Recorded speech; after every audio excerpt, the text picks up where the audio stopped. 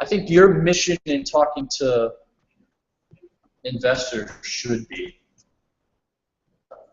that you are knowledgeable about your idea, the market that your idea is approaching, what it will take to execute your idea in terms of people, cash, time, the milestones you'll need to hit as you're going through building the business to either validate or invalidate some of your assumptions.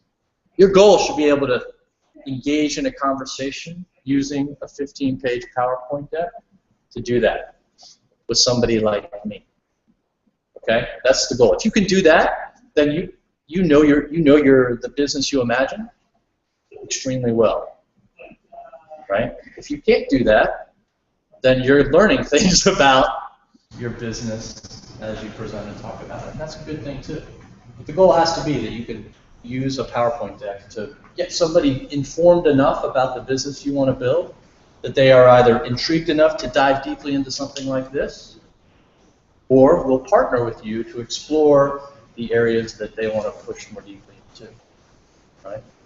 So that's the goal. All right. So I'm going to dive into this and keep asking questions. I like that. All right. Here's the reason why I think a business plan is important, despite the fact that I won't read it. More than anything, it's an exercise in organizing an individual's thinking. In my entrepreneurial experience, I've learned that my thoughts get much more structured when I am forced to produce a product. When there's some reason for me, when I'm trying to produce something, either for my own benefit or for the benefit of somebody else.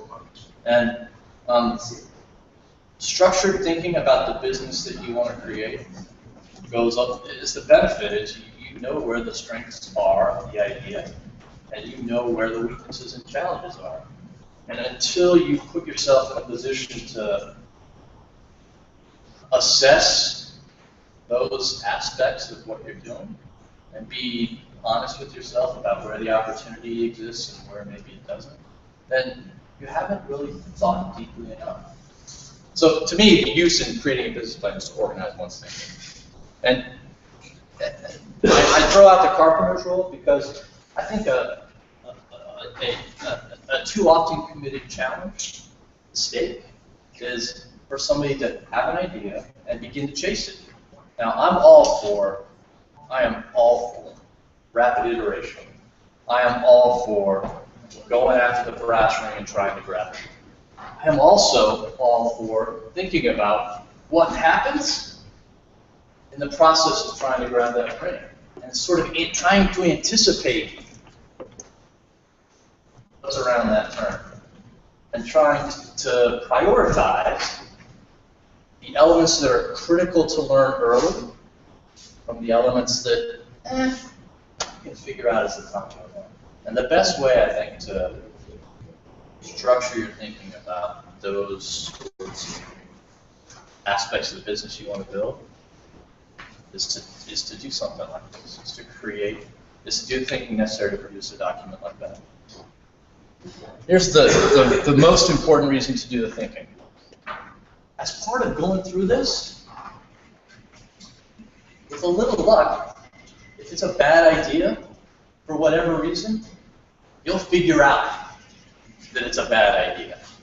You'll think robustly enough about the opportunity to realize, market's not ready. There's no way for me to reach the intended consumer or business user. The technology isn't yet developed enough to solve the problem in the way I want to solve it. And if you can identify those very real challenges before you start investing time, energy, and effort, then that's worthwhile. That's really worthwhile. How do you feel about those ideas in relation to the financial aspects of those papers? Because normally that stuff is way up. I'm going to get to it. It's a great question. I'm going to get to it. The short answer is, I think it's useful to do the thinking, but for the reason you identified, I generally look at the financial projections page and I sort of throw it away because the likelihood of those projections being what happens in reality over time, infinitesimally small. Never happens. What I look for is how deep is the thinking about those projected financials. Do these people understand the levers that are critical to the business and have a feel for how they can price it, what it's going to cost to develop it, how much distribution of a hard good into a retail market costs, right? I want to know that they've thought about those issues, whether they're based in reality or not, right? So I'll dig into it a little more. It's a great question. All right, here's what Wikipedia says business plan is, for what that's worth, right? Like I said, my kids do call it, so I had to rely on them a little bit. It's that formal statement. The most important part of this, I think, is this little segment of the sentence here, a plan for reaching goals, right? So it's one thing to sort of put a product out there and say the market needs this product. Okay, that's great. But you build a business around it. And what do you have to do in order to deliver that product into the marketplace? And in order to generate revenue by delivering it? Those two things are much more critical than whether or not there's a useful product to be built. So that's what Wikipedia says. They also say, not only does it talk about the product, but it talks a little bit about the market that it's going into, right? And what happens over time, right? It's not a snapshot. You can't just sort of look at the market that you're going to deliver a good into and say, well, it sort of looks like this, so if I deliver a good into it, there's an opportunity there. There may be. There may be right now. The question is, will that opportunity sustain itself as you're developing the product? Is that opportunity going to be the same 24 months from now that it is today? Are competitors going to change the way their offering is being delivered to the market during that time? It brings up a similar question to the financials. Are people good at seeing that? Obviously, it's good to plan around. I'll get the way I would answer that question is to say generally, no. But what they can demonstrate is awareness, right? Is the recognition that there's a market in which they are participating and that they are going to have to adapt their product, their pricing, the way they are talking about the differentiated value that they're delivering as the market evolves around them. And if there's recognition that the market changes over time, then there's a much greater likelihood that they'll be able to adapt to those changes than if they don't demonstrate that awareness. So the key to me is a statement of awareness, more so than what they will do to respond to those changes. Because, if we all knew how the future was going to shape up, we'd all be Mark Cuban. We'd be really, really, really wealthy, right? But none of us do. So the critical skill is keeping your eyes out on the marketplace and adapting as the market changes around you. Does that make sense? Yep. Okay. All right, so this is the way I think about a business plan. It's 15 plus pages of prose that contains all of the thinking that I've just described.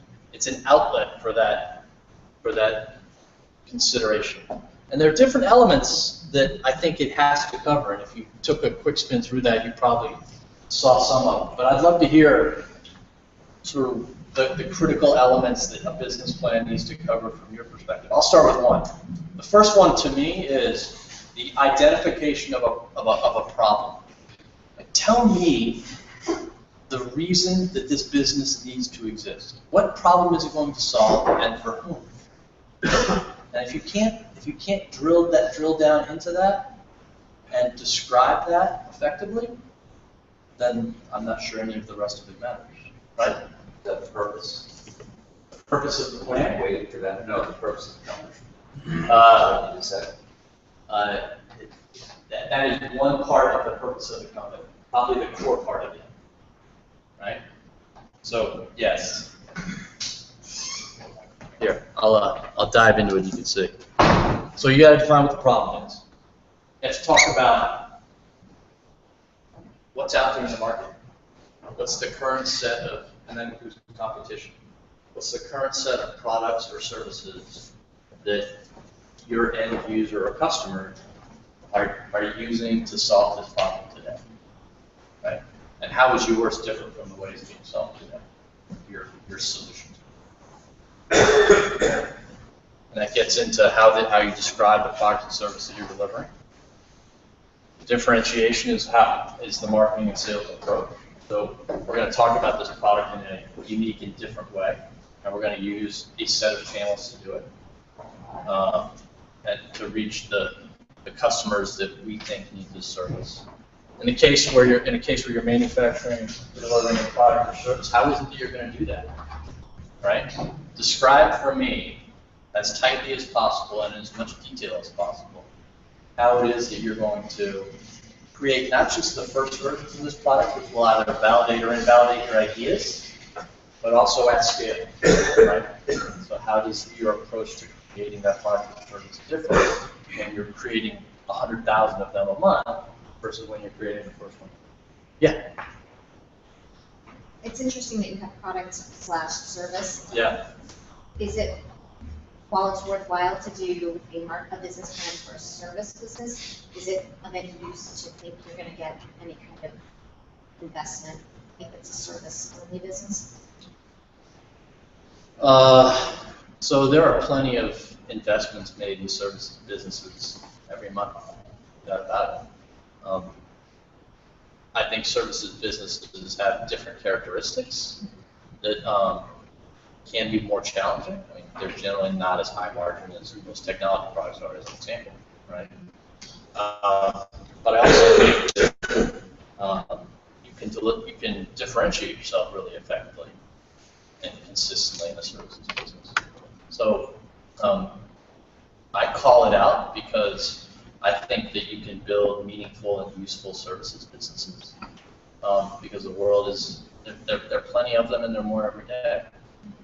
I think there's a real bias on the part of most investors to get their heads more easily around a product business, right? I think it's tough to draw, by the way, it's really difficult to draw a really thick line between product businesses and services businesses these days. Because I think even a lot of services businesses are technology supported, product supported, and by the same token, a lot of, let's just use software products as an example, a lot of software require some sort of service to deliver that to their customers. So I think drawing a hard line between them is pretty difficult. So for those of you that don't know, this is TK. TK is a partner with Wasabi Ventures. He spends a lot of time here. Yeah, just a question for you. I appreciate that. Go I ahead. know what you're going to say, but what you're talking about here isn't necessarily about, because you're talking about a business plan, isn't necessarily about how I make a fundable business plan. It's just how I make a business plan to make a business that I want to run and could be viable. Just Well said. Yeah, this isn't about the investment decision for TK or for Borealis or for an angel investor. This is about building a plan that you as an entrepreneur can use to structure your thinking about a business and eventually to, if you decide it's the right thing to do, to go after building a business. Yeah. And in that thing, even a service business has to have a plan. You are better than the service business that's just like you, who's right around the corner. You have to be able to tell a story that you're different and better. That's all. But that doesn't mean anything to maybe us writing you a check, but it's really important to you. Correct. Well done. Feel free to pile in at any No, time. I'll get the hell out of the way. You're much better than me anyway. So team and financial projections. They need to be here. You need to describe who's on your team, and just as importantly, maybe if there are things that are critical, there are team members or skills that are critical to your business that the team, as imagined, doesn't yet possess, how it is that you're going to recruit those critical team members to your team. I think that is an important aspect of what you're doing here. And then the financial projections we talked a little bit about. Right? You need to do the thinking. You need to see whether the bucket of numbers that reflect what you think the business can do over some period of time holds water. More important to me is the thinking, though, than the linkage to reality, because oftentimes there isn't much of one. All right? So let's get a little bit into each one. So it takes a while, in my mind, to really effectively communicate the problem you're trying to solve. I think that if you identify something you want to go after, the first time you try to talk about it, it'll take 5 minutes and maybe 1,000 words to describe the problem as you see it. And your goal has to be able to define the problem so that anybody walking off the street can understand it in 3 sentences or less. And I'm not saying that's easy. I know it's hard, but that's how quickly you need to be able to communicate it. Because if you don't, well, I should describe it. Most people, when they're exposed to something new, have very short attention spans. So if you don't hit them over the head with it really quickly, then their mind will wander. So you need to define the problem you're trying to solve really simply and very tightly. And if it takes you 50 times talking about it over 3 months to ascertain how to communicate the problem you're solving, then that's about average, actually. Don't beat yourself up about the fact that it takes that long. And if it doesn't take that long, then lucky you. You found a simple problem. More power to you.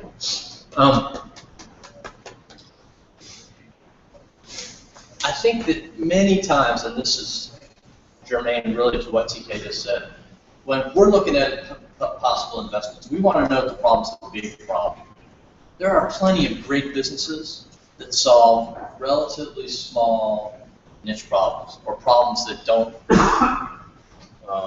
impact big numbers of people or big numbers of businesses. Doesn't mean they're bad businesses. It just means they're capped in how significant they can be in scale. And we as investors like to invest in businesses that have a lot of headroom and grow a little bit. Again, it doesn't mean that the businesses that we choose to invest in are the only businesses that we plan.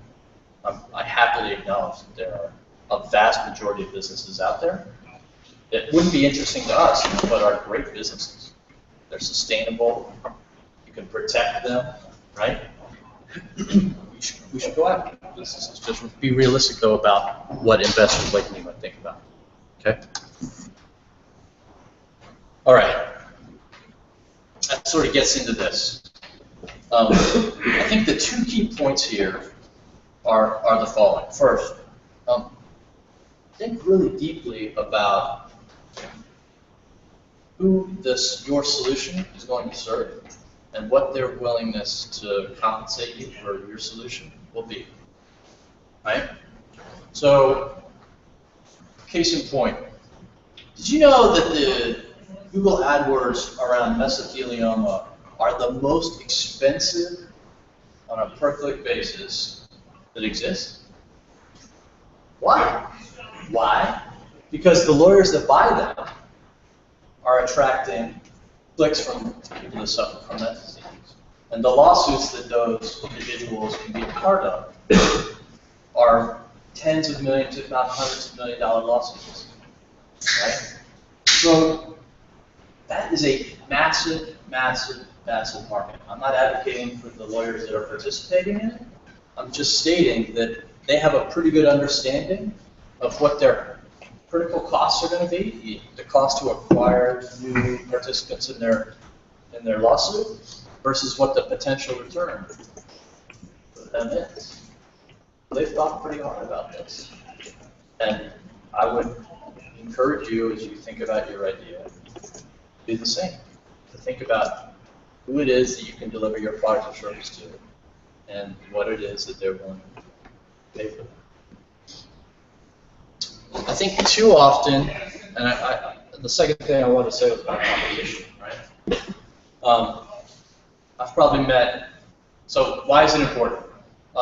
I know that each of the products or services you're considering is one of a kind, there's no competitor. I see that plenty. I think that's wishful thinking.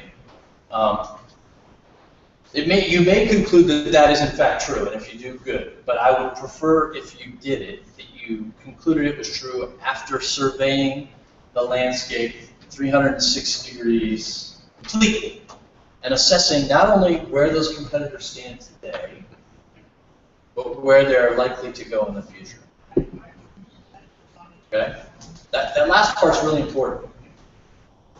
A competitive marketplace does not stand still. They adapt just as much, and some would argue in a grander way, as large organizations that already exist, then do the emerging entrants. I think emerging entrants have a competitive advantage because they can move more rapidly, right? But what's most important is that you have a really good understanding of what the competitive landscape looks like today, and at least a hypothesis of how it's going to evolve and change over time, and the way that today's competitors are going to evolve and change as the market changes. What's important isn't the answer.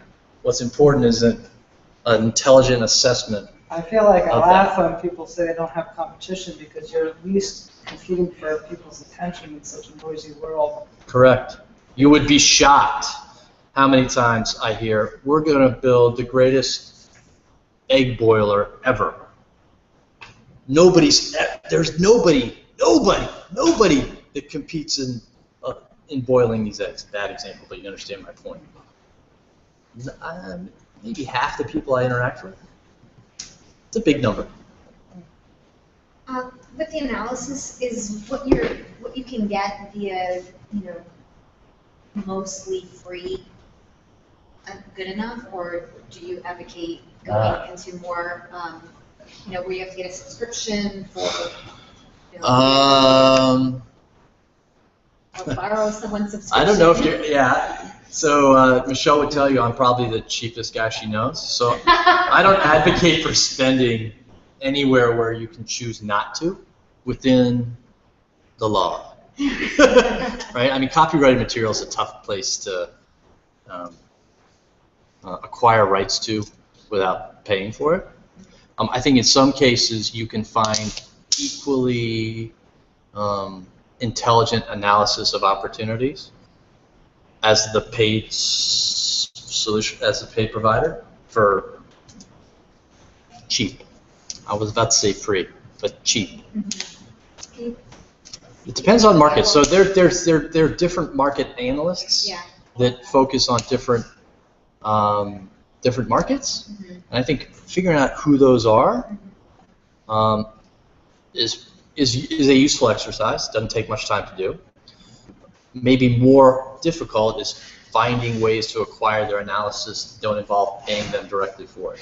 Like other participants that are already in that market might have acquired that content and might allow you to sit in the room for 60 minutes with it, as an example, or an afternoon. And that's a good way to sort of gain access to it without paying for it, right? I do think that third-party information is useful because they probably have thought about it in a way that you haven't yet. And just by reading it, it might sort of pop some things in your brain where you're like, huh, I haven't thought about that yet. Probably should have. Or what I read has this implication on the way I was thinking about what I'm doing. So, worthwhile. Okay? How do you deal with that angle in an emerging market where they don't necessarily, it's a little less clear what the market size is? I'm not sure I understand the first part of the question. So let's say you have a product that a market that, okay, I gotcha. Yeah. So there are plenty of Speculation at that point, isn't it? So it is. I think you have to gain some comfort that the leap you're asking the market to take is more of an incremental move than one where you're, bless you, than one where you're asking them to sort of do a hop, a skip, and a jump to get to where you think they will end up. Right? The concern I always have when I'm thinking about markets that are developing, like the one you just described, is that they will take much longer to develop than you thought they would, right? Because you have to convince the customer first that the problem is a real one that is worth addressing for them, and then second, that you have the best solution to their problem. And that two-step is really hard, right? I'm much more comfortable if I'm investing my time in something where you're only asking your customers at the most to sort of trade in your solution for one they already have, or for a problem that they are, or to buy your solution to a problem that they have at least admitted that they are encountering, whether they've done anything about it yet or not. But if you have to convince them both that they have a problem and that they should use your solution to that problem, really hard. Make sense? Yeah. Okay.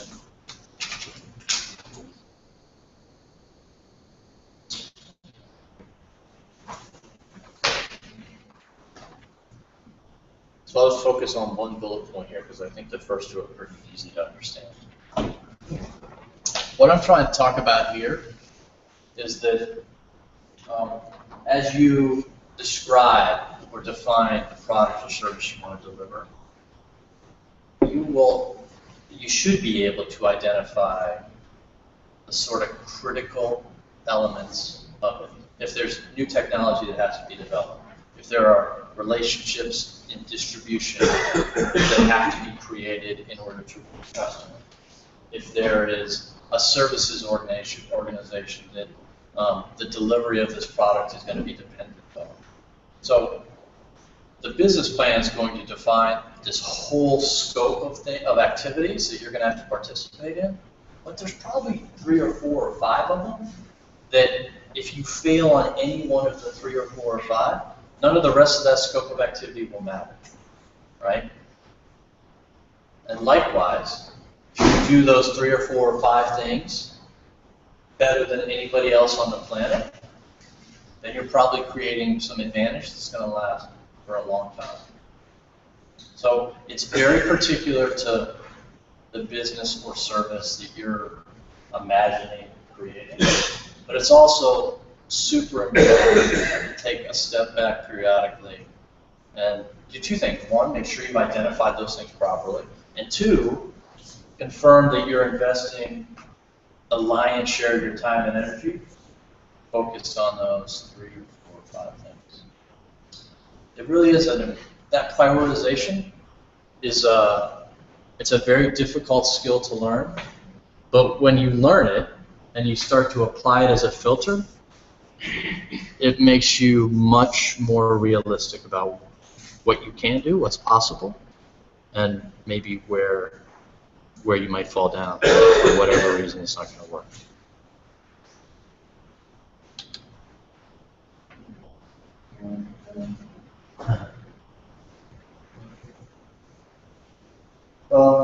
I see a lot of businesses that don't give thinking about both who their target customer is and how they're going to deliver the messaging about their product or service to that target customer, where that thinking is poorly developed or doesn't exist.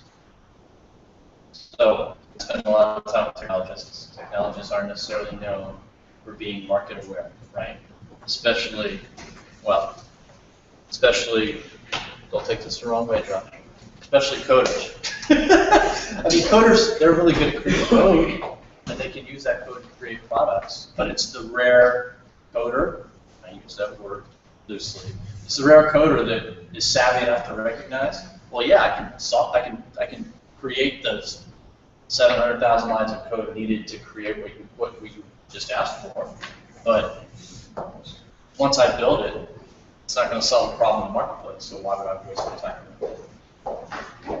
So some real world thinking about what it is that the customer needs, how the solution that has been imagined will solve that problem, and how, as importantly, how it is that you're going to make sure that the people that have that problem are aware of your solution, right?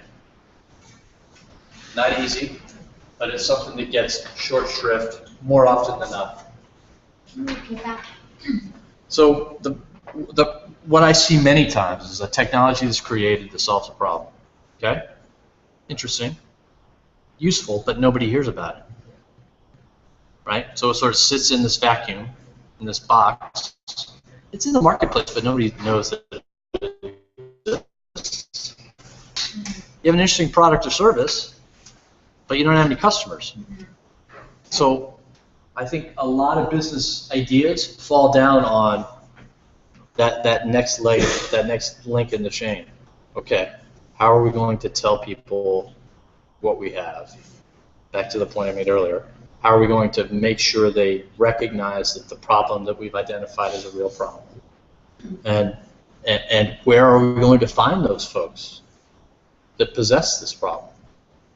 Right? I think in the consumer internet world that I live in, many times people just say, well, we'll just buy Google AdWords. Okay? What that will do is probably expose your solution to a mass audience. You will either reach people that identify with the problem you told them exists, or you won't. But you won't have much knowledge about whether or not the segment that really values your solution really values the solution as much as you think it does. What things do you look for that prove out that you really understood the market? So to me, the biggest telltale sign is I call it sort of market segmentation. The identification of a group of early influencers that aren't afraid of adopting new products or services early, working through the inevitable challenges that come from their lack of maturity, and will advocate for your approach within the market that needs it. And in most markets, there are these early influencers. They're out there. They're not easy to reach, and you have to be really, really disciplined about delivering your message in ways that are unique and differentiated. But they're out there.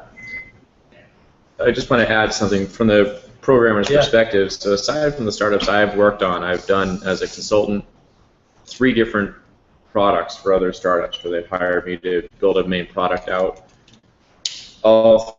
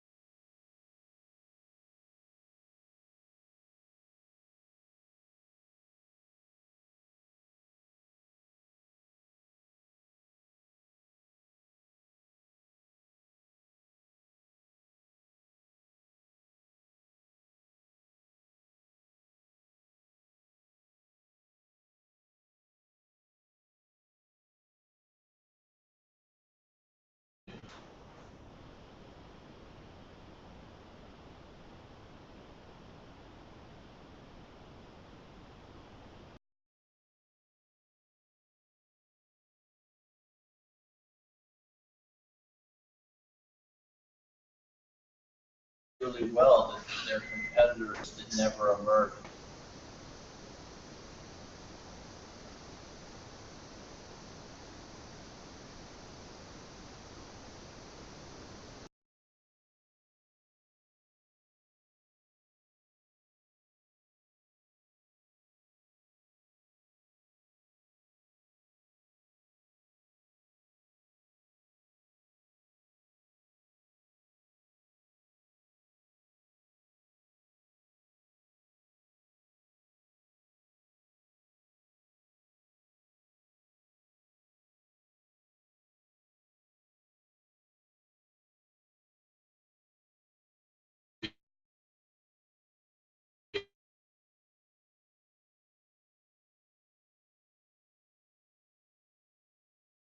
end of it.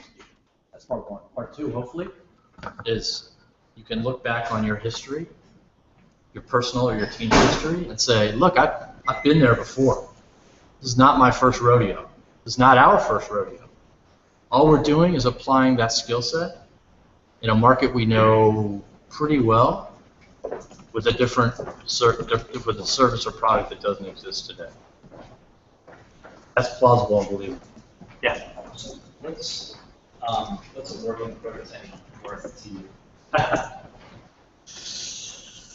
It's worth a lot more than the same business that doesn't have a working prototype, right?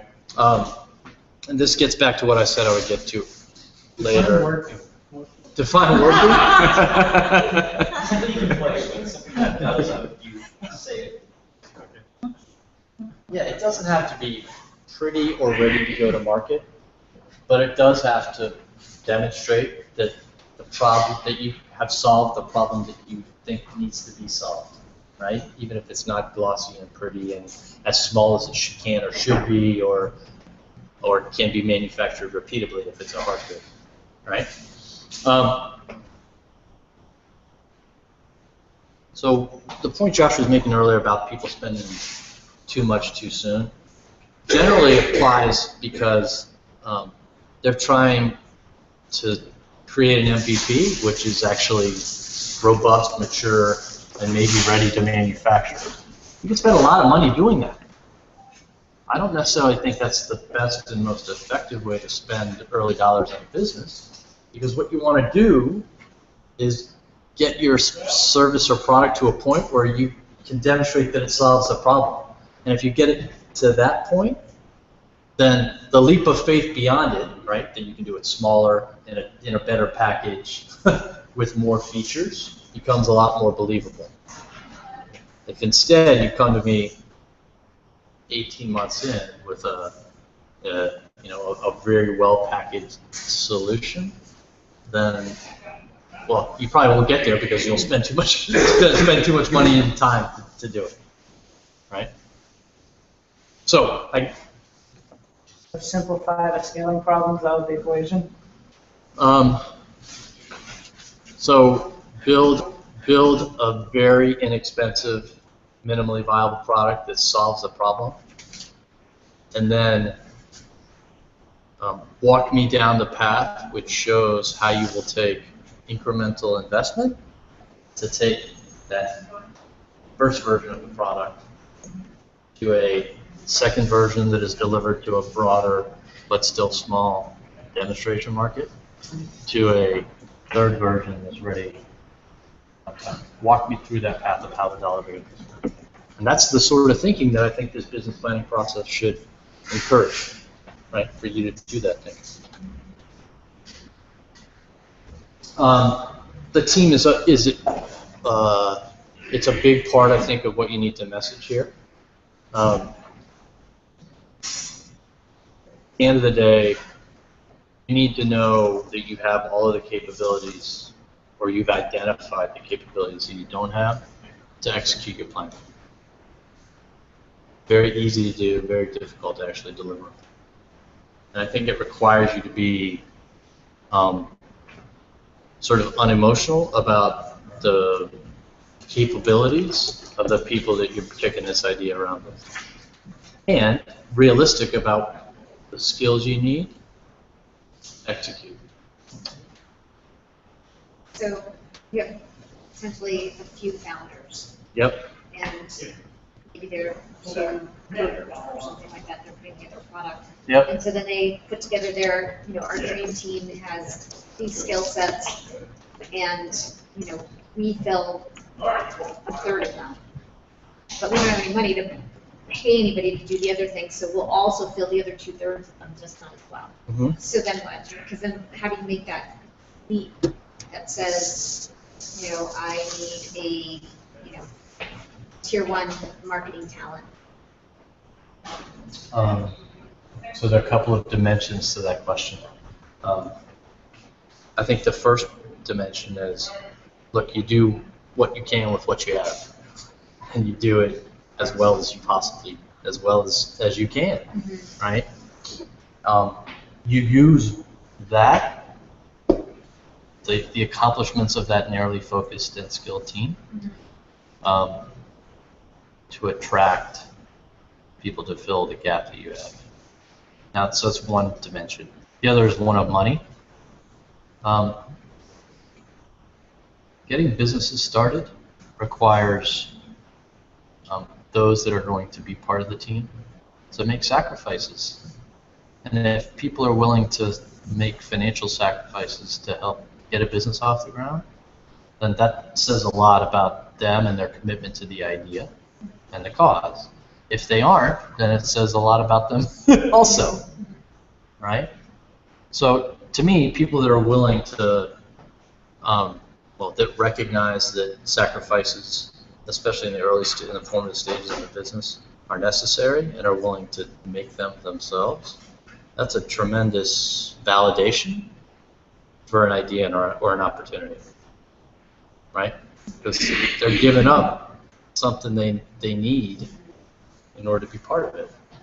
Now, some will say, not willing to do that, can't do it. Well, then you're probably not willing to take the risks associated with being involved in a startup business in the first place, right? So I use it as a filter.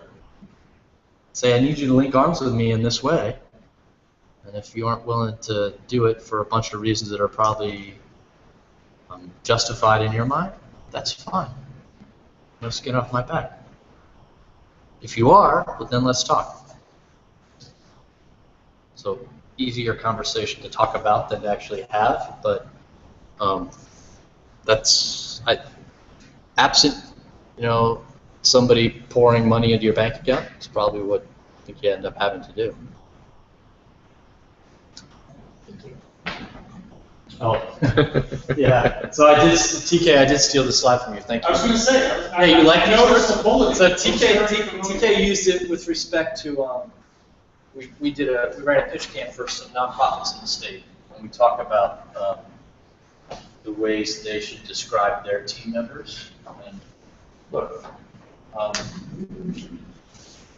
I care about what people have done and can do. I care less about where they were educated and the things that they've done that aren't really relevant to the business or nonprofit that we're talking about. So tell me what it is about the team that is coming together that makes that team's ability to pursue this idea differentiated and more likely and more powerful than anybody else. Is some of that more functional than history, or it's equal parts both, right? I mean, there are critical, as you lay out a plan, you will identify critical skills that you need, right? Team members that satisfy that need and have demonstrated an ability to play that sort of role in their work history, really valuable. Even more valuable if they're people that you've worked with before in the past, right? Because it removes an element of risk. There are groups that have collaborated, hopefully successfully, but have collaborated in the past. And that's a good thing. Yes. And just to add one little thing. Since it is his slide. It is my slide. So the important thing is that not only that, and Matt had a dangling participle there, so I'm not sure exactly which one of the two he meant, but he agrees on both. Is that one, not only important that the investor or the other people know and have a history with that person, but also that the team itself has known each other is also valuable. Both of those knowing situations. Matt and I were lucky enough, also, to invest in a startup together where the founders knew each other for a very long time, but they really hadn't worked together in a situation. So that you also have to analyze that. It's one thing to be lifelong friends. It's another thing to actually work together on a project and know each other's skills so intimately that that'll work well. So those are all kinds of things that have to go into the analysis as well of is the team good. It's like dating and marriages, you know. It's easy on the surface to have a good date, a first date sometimes. It's much harder to have a 20-year marriage. And some of those things, those nuances play out in building a startup team as well. In the back, hold on. So, okay, what if, because I'm running a relatively small business right now, it's just me, my intent to be just me for as long as you can. I mean, It's much easier that way. I do intend to outsource as much as I can, but, you know, as somebody coming to you saying, like, I'll do everything and I'll outsource what I, you know, what's your, My first question to you would be, how sustainable is it, right? And not in terms of what's happening between you and the marketplace, not sustainability defined that way, but just you being a jack of all trades and trying to keep all of the balls that the business implies in the air, right? I don't know about. I'm sure you're superhuman. I'm sure you are, but most people will hit a wall at some point when they're trying to do everything themselves, which is it's a very, especially if the business is reasonably successful and you're growing, because then the demands only increase, right? So that's my reaction to that. On the flip side, real quickly, I think if you have the luxury of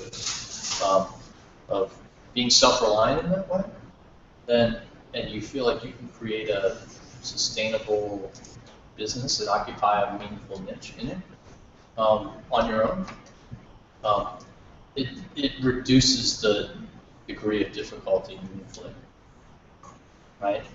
So I get it. If I could, I would. I think you're capped as to how far you can get if you choose that path. Sorry. In referencing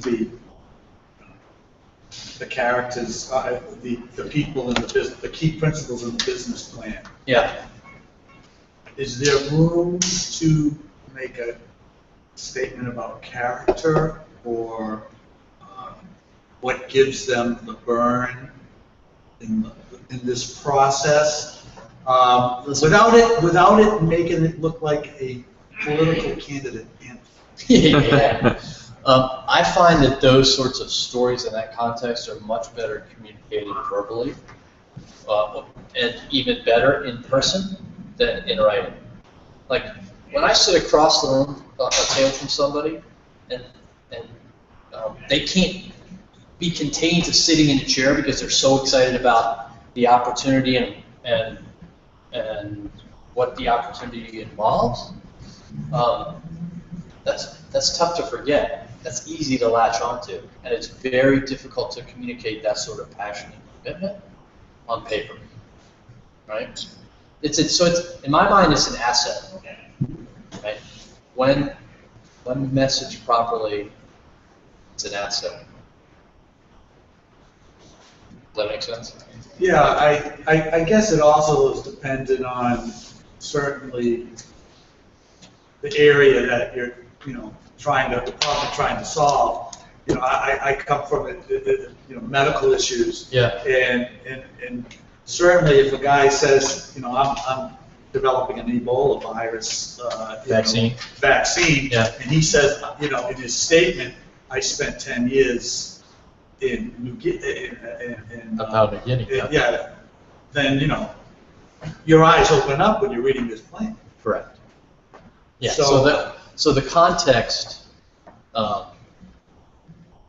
So one is that passion, and then two is the context. I'm going to ask why you care so much about Ebola, and that's the first question somebody's going to ask when you define a problem. So you may as well spend 2 paragraphs saying, "Hey, I spent 10 years in Papua New Guinea. I have a lifetime of a network there, and I'm committed to that country and the communities that comprise it." You say something like, and then you start talking about Ebola and the problem it represents. When you provide that context, people are like, this person is potentially uniquely qualified, and as important, is willing to run through walls to solve a problem, right? They're committed. And you can't manufacture can't manufacture that. You either have it as a consequence of your history or you don't. So I think in the right situation, providing that context is really, really valuable. Okay. Yeah. Oh, so this gets back to the question you had earlier. All right. So I think the exercise of creating financial projections is valuable. They're never going to play out. I've only seen it happen once. Once in 25 years. Did it surprise you? Shocked the hell out of me. It was the one that I was thought least likely to. If there was a continuum of most likely to least likely, it was way on the least likely end of the continuum. So it doesn't happen much. But the reason it's important to do is because it reflects a degree of thinking and depth of thinking about the business that you have to demonstrate. You have to. You can't just put a product out there and say, I have a great product. You have to put a product or service out there and say, and I've talked to people about what they pay for it. And I know how big the market is for this service. And I know, or at least I have a hypothesis about how long they will be engaged with me and willing to give me money to access the service. If you've thought about those things and built a financial model around it, then that says you're taking it seriously. That says you know what the important levers are, or at least you have a hypothesis about what the important levers are. That says you can ascertain what the impact on your business would be if competitors react in ways differently than you imagine. So, the thinking, really important. The product of the thinking, not so important, right? I'll say one other thing. If I see a business plan that doesn't have the financials page, I don't even bother reading. It's not worth it because I know that they haven't thought deeply enough yet. Actually, I'll probably read it and then I'll say the first thing you should do is build a financial model. Just take the time to build a financial model. Do you advise companies on how their financial projections would look if you think it's a hockey stick, or if you think their assumptions are way off base? I mean, I went So if I believe in all of the other things about the business, yes. If I don't, then I want to address all those other things first. I want to say you need to think more deeply about who your target customer is because I don't believe the one you identified. Right, so do you go back to them and say, do this again? Or would you just I will over and not look at it ever again? No. I will send a note and say, I'm assuming it came to you by email. I would send a note and say, I see, here are the 5 things that I'm still scratching my head about. You should think about these 5 things more deeply. And I guarantee you, if I'm sending that note, I never got to the financials. Because I don't agree with the way they presented information about those 5 things that I said they should think more deeply about, so the financials don't matter. Right. Right? This is the thing. Cool. Thank you very much. Financials are one thing. The capital needs to get the business off the ground are another. Right? So tell me what you think the capital needs to get this thing to profitability are. It's not going to be accurate. Don't worry about that. But tell me what you think they are. Make it credible.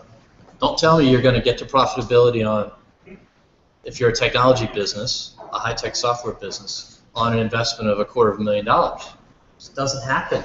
It just doesn't. So think through what the capital needs of the business are going to be and be prepared to defend it. And if you don't know the answer, then, well, 2 things. Think harder. Or second, admit that you don't know the answer. But you got to have a hypothesis.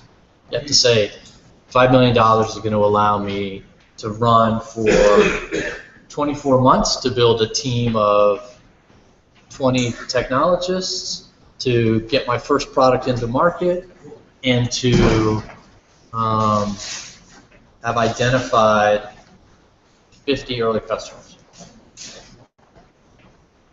So if you can say that, and that many words are shorter, then that's credible. That means you've thought about it. If you can't, then you should be able to. This might be a weird rabbit hole type question, but What about someone who has the hypothesis? Yep. And they're looking for access to capital, because you might be able to identify, okay, I need this sort of talent to build the product, I need this sort of marketing person to market the product. Yeah. But especially on the technology side, you might not be able to find the right person right away. And over time, you more need the access than capital right up front. Correct. I would say don't start the capital clock until you're really sure how you're going to use it. Right? So operate on a shoestring and bootstrap it until you have more of the assets that you think you're going to need. Right? I mean, the general theme is delay raising money and raise less, and do it with less than you think you can, because you can. All right, real quick. Pitch deck's a short version. It's 15 pages. It informs, and it's PowerPoint. It informs this discussion about the same sort of dimensions of the business, probably not in as much depth, right? It's a teaser. It demonstrates you know what you're talking about, you know the market that you're entering, you know the critical levers that you will need to pull, you know when you are most likely to pull them. It's not the in-depth analysis of every aspect of your business that this provides. The goal, after walking somebody through something, let's just assume this is a 15-page pitch deck that summarizes this, the goal is to have another conversation that dives much more deeply than your first 60 or 90-minute conversation does. The goal isn't to leave there with somebody investing in your business. Okay? The goal is to have somebody like me, or whoever it is you're pitching to engage, to believe in the problem, and to start bouncing ideas about the feasibility of the solution you propose. And if you have permission to engage in a deeper conversation in the future, okay? But if you expect to boil the ocean in that first conversation and to complete the dialogue in it, you're trying to achieve the wrong. You're trying to achieve the impossible, and two, more likely than not, you have the wrong goal. I know you're itching to say something, so say it. I was going Get out here. to say that the easy no's happen in the first 5 minutes of a conversation. The easy no's, the ones I know I'm going to say no, which is 99.some%. I'm saying no, and those are all done in 5 minutes. And I know the easy no's. The yeses. The harder no happens probably after a couple conversations. Yeah. And then the yes happens after many conversations.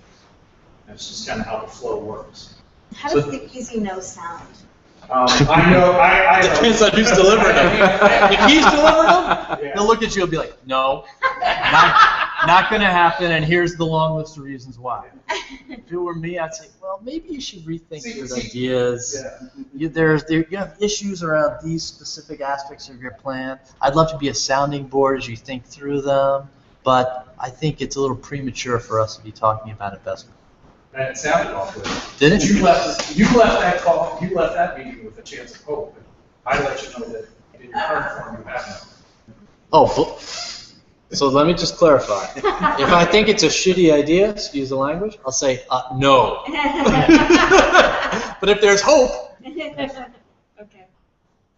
it'll be like that. So 2 points I want to make here. First of all, if you're doing a deck like this, it's freedom to use infographics, right? It's freedom to use pictures.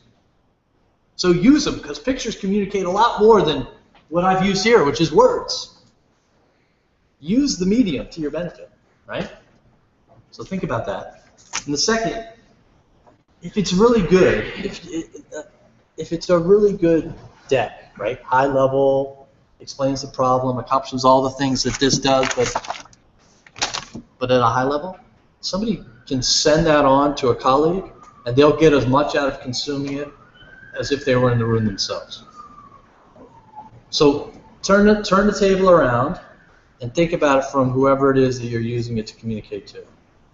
Think about what they might be thinking about doing with it, which is forwarding to a colleague. Needs to be able to stand alone. Okay? All right. So figure out what's most important. Know your audience. In my opinion, 95 out of 100 times, the right mode of communication is a deck. It's that person-to-person discussion. It's not a delivery of a brick of paper with the expectation that somebody's going to invest 90 minutes of quiet time to read. It doesn't work that way. So I have, again, my bias, for what it's worth. My bias is to do everything I possibly can to arrange to have that sit-down discussion and to use a pitch deck as the core for that engagement. Sets you up for success. You never know what's going to happen when you send a business plan over the transom. The likely outcome is silence, crickets, nothing, right? So find a way to make sure you have the conversation. Yeah, the last point, I've made it many times here, but I'll do it again. The reason you create a business plan isn't for the product. It's to prompt the thinking that goes into creating a product. For that reason, the exercise of creating it is valuable. But it's not to produce this. It's to do the thinking that's necessary to produce it. Okay. That was long and windy, but I appreciate you guys being active and engaged and interactive. A lot more fun to do it that way than to sit here and bogey and look. All right. Any questions I can answer? We haven't already. Yeah, Paul, in the back, not you. I'm putting together a pitch to try to get friends to invest in my business. Yep. Any, I guess, major differences that I should be aware of in pitching something to friends as opposed to pitching them to? So, I don't think you should think about either the business or how you would describe it or pitch it any differently. I would think long and hard about whether you want to have friends as investors in your business. But that doesn't mean that the materials or the mode of communication is any different. Okay.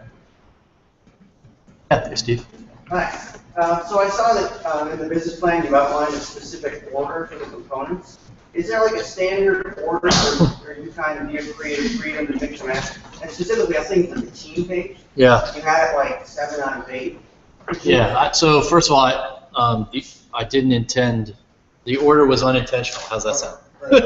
I do though think that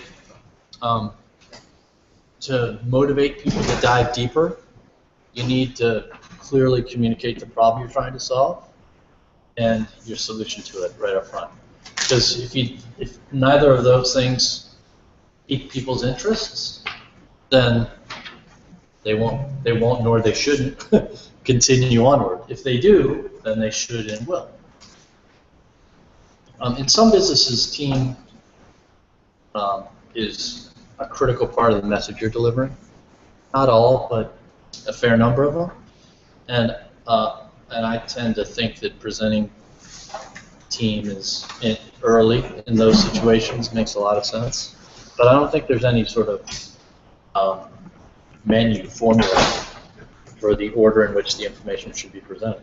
I think you should order it in whatever way allows you to most strongly state why you are best equipped to build the solution that you think needs to be built. Yeah? One more thing. So if the business is based around an intellectual property that could very well be acquired by other businesses, Yep. And you're open to that, but you want to put it in the business plan or in the pitch, saying like, well, in 5 years, I hope to be bought. Or does that show a lack of commitment to the idea of developing the business? So your question is one about exits, right? I think people should recognize where there might be a potential home for a business or an idea in the future. What I think is true, however, is that businesses operated with one eye on the door are usually fail I shouldn't say it that way. They don't execute as well as they should because they have one eye on the door. So the guidance I like to give to folks that I work with visually is, you build a great business, and exit opportunities, if one is necessary or desired, will find their way to you. You build a crappy business, and it doesn't matter how well you developed relationships with potential acquirers, because they won't buy a crappy business. It's this very simplistic, maybe jaded and unrealistically narrow view of the world, but I fundamentally think it's true. I'm more interested in building good businesses. That creates a lot of option value. Yeah. I'm working through an idea that has a lot of potential pivots. And, The P word. Yeah, yeah. So, and I'm wondering in sort of presenting this to people, do you present those? Or if you do present them, how do you keep it from seeming like you really don't know where you're going with it? That's a second order discussion to me. If I'm consuming when you're on the receiving side of that pitch, I want you to tell me a story that is fairly linear and that you're committed to. Yeah. And if I engage deeply enough to begin to poke holes in that path, then that's license for the conversation about where the potential opportunities to pivot are in that sequential business building process. But I think if it's presented, if too much emphasis is placed on where the exits are, literally speaking, then you're right. I think people will begin to question your commitment to the path that you want. Cool.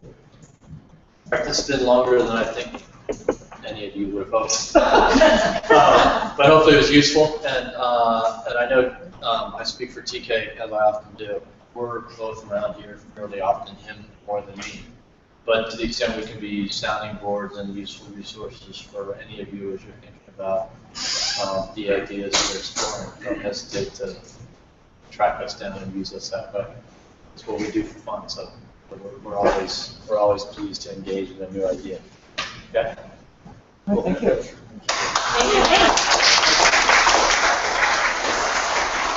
You were going to ask something? Well, I was going to say I really appreciated